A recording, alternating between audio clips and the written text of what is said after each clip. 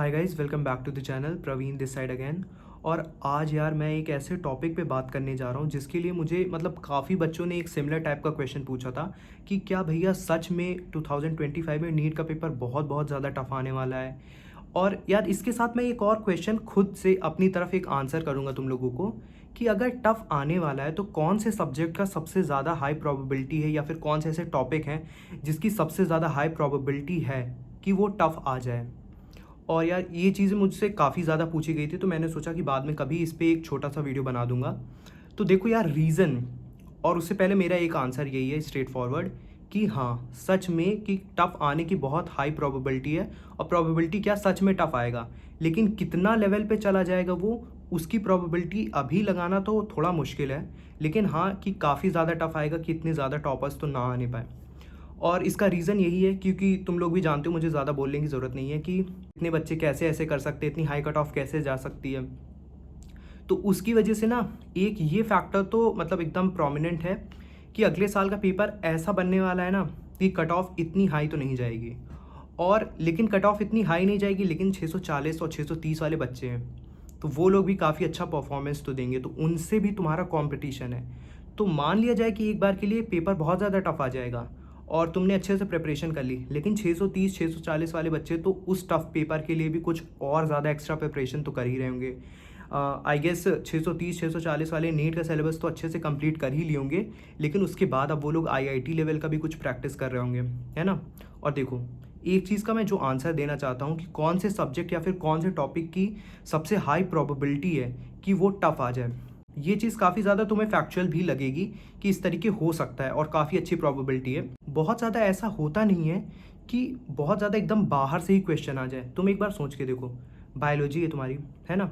Biology से तुम्हारा अगर एनसीईआरटी से क्वेश्चन अभी तक आता था, ठीक है, वो लोग टफ बनाने की कोशिश करेंगे तो उनका इतना बेसिस रहता है कि एनसीईआरटी लेवल पे रहें या फिर एनसीईआरटी के अंदर का चीज़ पूछे, तो वो लोग एक आध क्वेश्चन ऑब्वियसली हो सकता है बाहर से आ जाए, लेकिन most of the question NCERT से रहेंगे। तो उतना ज़्यादा बायोलॉजी में बहुत ज़्यादा ऐसा टफ नहीं बना सकते। ऑलमोस्ट वो लोग ट्विस्ट कर सकते हैं, बहुत ज़्यादा घुमा सकते हैं क्वेश्चन, लेकिन बच्चे अब तो पूरी एनसीईआरटी घोल के पी जाते हैं और एक एक लाइन पूरी रट डालते हैं। ऑब्वियसली ऐसे बच्चे तो होंगे ही कि वो लोग 340 350 स्कोर आराम से कर पाएंगे। और तुम लोग भी जानते हो, तुम लोग खुद से भी पूछ सकते हो कि मुझे सबसे ज़्यादा क्या पसंद है। मोस्ट ऑफ लोगों का, तुम लोगों का जवाब यही होगा कि बायोलॉजी मुझे फ्री टाइम में पढ़ना अच्छा लगता है, या फिर most of the time biology अच्छा लगता है, उसमें ही अच्छे स्कोर आते हैं। तो देखो, ये तो सबके साथ हो रहा है ना। तो बायोलॉजी तो तुम अच्छे से पढ़ो ही, लेकिन जहाँ हाई प्रोबेबिलिटी है ना, वो हो गया तुम्हारा पहले नंबर पे फिजिक्स। उसका भी रीज़न अभी मैं बताऊंगा, थोड़ी देर में बताऊंगा, एकदम फैक्चुअल लगेगा तुम्हें। दूसरे नंबर पे हो गया तुम्हारा फिजिकल केमिस्ट्री। केमिस्ट्री में भी पूरा एग्जैक्टली अगर मैं बताऊँ ना तो फिजिकल केमिस्ट्री, और सब्जेक्ट वाइज बताऊँ तो सबसे नंबर 1 पे फिजिक्स रहेगा, फिर उसके बाद केमिस्ट्री रहेगा, और केमिस्ट्री में स्पेसिफिकली फिजिकल केमिस्ट्री मैंने बोल दिया। इसका रीज़न, फिजिक्स में उनको ऐसी कोई ज़रूरत नहीं पड़ेगी फिजिक्स में कि बाहर से उन लोग क्वेश्चन पूछें। बाहर जाने की बिल्कुल क्वेश्चन की ज़रूरत ही नहीं पड़ेगी। वो लोग तुम्हारे सिलेबस का, जो तुम्हारे टॉपिक जितने भी सिलेबस में है, उसी से क्वेश्चन पूछेंगे। लेकिन जे लेवल का पूछ लेंगे, करते रहो, उखाड़ लो क्वेश्चन, जितना दम लगाना है लगा लो। अगर तुमको अच्छे लेवल पे फिजिक्स नहीं आती है, तुमने ये चीज़ अच्छे से प्रेडिक्शन दिमाग में लगा के नहीं गए हो कि बायोलॉजी बहुत हाई लेवल पे पढ़ लिया, फिजिक्स के लिए उतना ज़्यादा लेवल पे गए ही नहीं, और तुमने इसी तरीके पढ़ते गए, वो लोग बना देंगे, आराम से बना देंगे। बहुत अच्छा वे होता है कि फिजिक्स में बच्चों को फंसाना, क्योंकि तुम लोग भी जानते हो कि मोस्ट ऑफ द लोगों की फिजिक्स ही सबसे वीक होती है। तो उनको बाहर जाने की ज़रूरत नहीं पड़ी। पहली बात, वो लोग ऐसा बोलेंगे भी नहीं कि हमने सिलेबस से बाहर का कुछ पूछा है। दूसरी बात, वो लोग सिलेबस का अंदर का ही पूछेंगे टॉपिक, एकदम आईआईटी लेवल का घुमा करके पूछेंगे, दिखा दो वाला क्वेश्चन। लेकिन यहाँ पे एक और बात बहुत ज़्यादा इंपॉर्टेंट आती है कि वो 630 और 640 बच्चे, वो लोग क्या कर रहे हैं फिर, वो लोग इसी क्वेश्चन की ज़्यादा प्रैक्टिस कर रहे हैं कि अगर ऐसा क्वेश्चन आएगा तो हम इसे सॉल्व करेंगे, हम आगे बढ़ जाएंगे। तो वो 630 640 वाले बच्चे ना अभी क्या करेंगे, बायोलॉजी तो उन्होंने घोल के पी ली होगी, अब वो लोग आईआईटी लेवल के फिजिक्स वगैरह के क्वेश्चन कर रहे होंगे, और ज़्यादा टफ टफ कैटेगरी के वो लोग क्वेश्चन करने की प्रैक्टिस। काफ़ी बच्चे पूछ रहे थे कि भैया हमारे 200 300 400 ऐसी रेंज में मार्क्स आ रहे हैं, हम ऐसे बच्चों से कैसे कॉम्पीट करेंगे जिनके 630 मार्क्स 640 मार्क्स ऑलरेडी आ चुके हैं। तो देखो, इसका एक सिंपल सा रीज़न और सिंपल सा सॉल्यूशन यही है कि देखो, वो लोग भी हार्ड स्टडी कर रहे हैं, हार्ड वर्क कर रहे हैं, और खूब मन लगा करके 10-10 घंटा पढ़ रहे हैं, है ना। अब वो लोग भी पढ़ रहे हैं, तुम लोग भी वही सेम चीज़ कर रहे हो।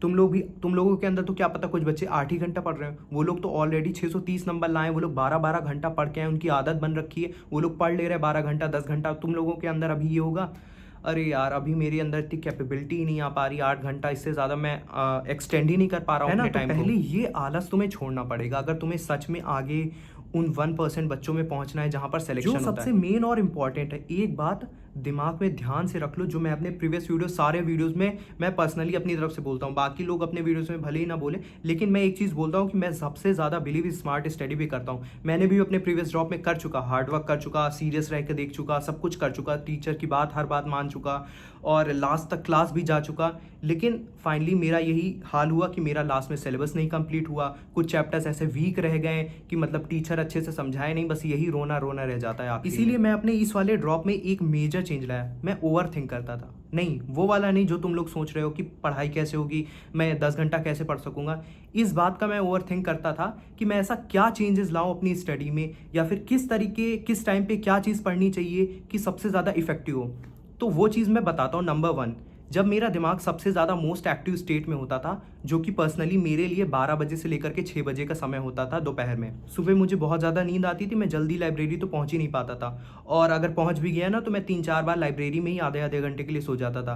कभी मान लो अगर 7 बजे पहुंच गया तो 9 बजे से लेकर के 9:30 बजे तक सो गया, 11 बजे से लेकर के 11:30 बजे तक 2 बार सो ही जाता था। लेकिन 12 बजते ही एक बार खाना खा के आता तो थोड़ा देर फिर और रेस्ट किया, हल्का सा 10-15 मिनट, फिर उसके बाद मेरा दिमाग सबसे ज़्यादा एक्टिव स्टेट में जाता था। तो मैंने ये स्मार्ट स्टडी वाली अप्रोच लगाई कि मेरा सबसे ज़्यादा जब दिमाग काम करेगा, दैट इज़ दोपहर में, तो मैं सबसे ज़्यादा टफ टॉपिक पढ़ूंगा या फिर सबसे ज़्यादा जिसमें दिमाग यूज़ होता है। ऑब्वियसली तुम लोग भी जानते हो बायोलॉजी में कोई दिमाग नहीं यूज़ होता है, थोड़ा बहुत समझाने को टीचर आराम से समझा देते। सबसे ज़्यादा दिमाग फिजिक्स, देन आफ्टर उसके बाद केमिस्ट्री में लगता है। तो सबसे ज़्यादा मैं उस समय में फिजिक्स पढ़ता था और फिर लास्ट के 1-2 घंटे में केमिस्ट्री वगैरह भी पढ़ लेता था, और बाकी मोस्टली सुबह के टाइम में मैं केमिस्ट्री पढ़ता था और बायोलॉजी पढ़ता था। फिर उसके बाद आता है सेकंड पॉइंट, रात को। अब इतना ज़्यादा पढ़ने के बाद रात को थक जाते हैं, खाना खा लेते हैं और ज़्यादा नींद आने लगती है, फिर कमरे आने के बाद ना कुछ करने का और मन नहीं करता, लेकिन पढ़ाई तो करनी है, वो तो इंपॉर्टेंट है।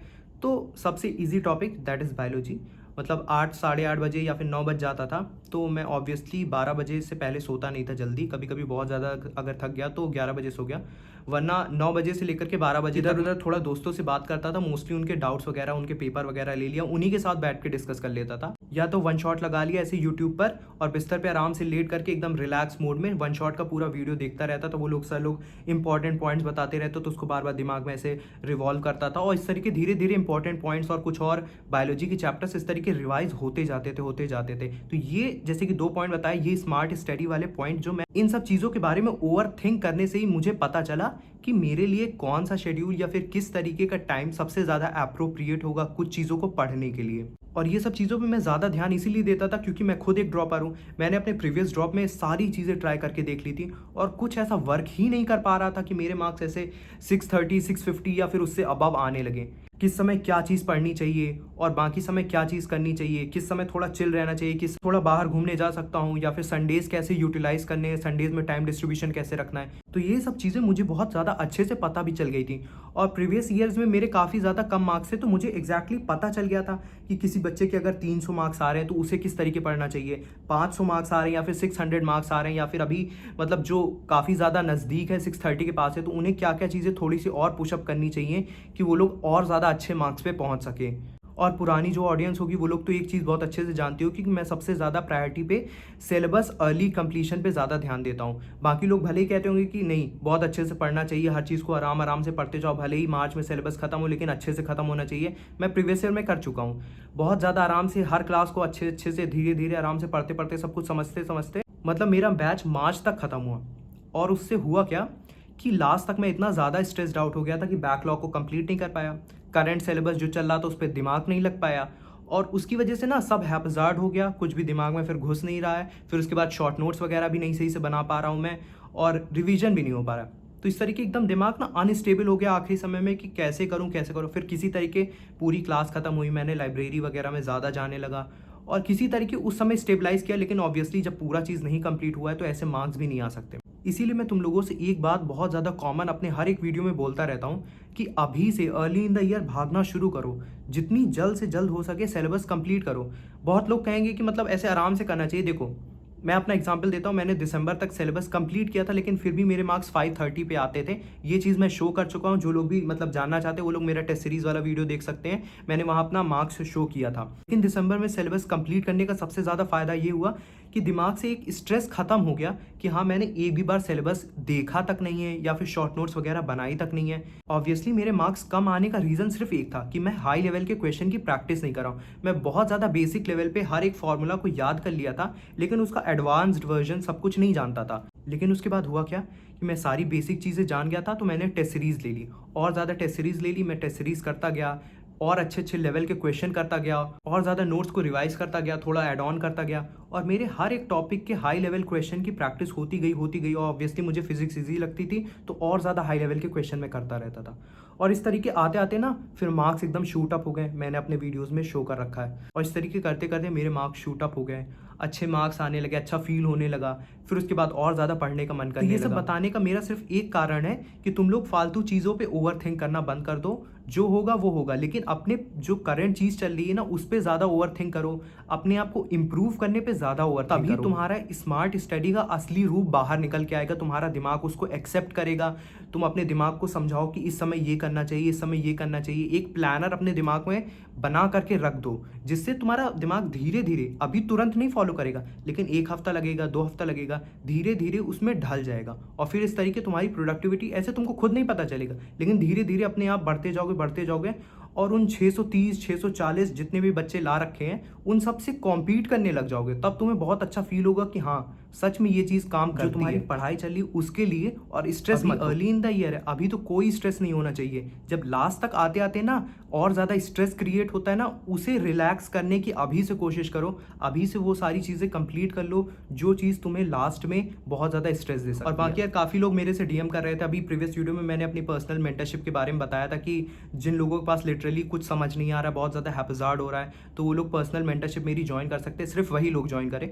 तो अभी मैंने प्रीवियस वीडियो में बताया था, तो काफ़ी लोग ज्वाइन कर चुके हैं, तो मैं अभी डिस्क्रिप्शन में सब चीज़ डाल दूंगा, तो तुम लोग वहाँ मेरे को डीएम कर सकते हो डिटेल्स वगैरह के लिए। और बाकी ये बात ध्यान रखना, अभी स्ट्रेस नहीं लेना, जितना ज़्यादा पढ़ाई करोगे उतना ज़्यादा मोटिवेशन आएगा। और बाकी यार अगर तुम लोग कोई और डाउट है फिजिक्स, केमिस्ट्री, बायो या फिर किसी पर्टिकुलर टॉपिक को लेकर के, तो तुम लोग मुझे नीचे कॉमेंट कर सकते हो। और बाकी हाँ, एक और बात, तुम लोग नीट की कसम है, जो भी तुम लोगों को फिजिक्स में सबसे ज़्यादा टफ चैप्टर लगता है नीचे कॉमेंट में लिखो। जो भी चैप्टर तुम लोगों को अब तक का सबसे ज़्यादा टफेस्ट चैप्टर अपने मतलब प्रेपरेशन में लगा है, नीचे कॉमेंट में ज़रूर लिखना, ताकि मुझे पता चले कि सबसे ज़्यादा चैप्टर बच्चों को कौन सा ज़्यादा टफ। तो यही मेरा एक वीडियो था जो तुम लोगों को मैं बताना चाह रहा था, मतलब काफ़ी दिन से डिले पे था।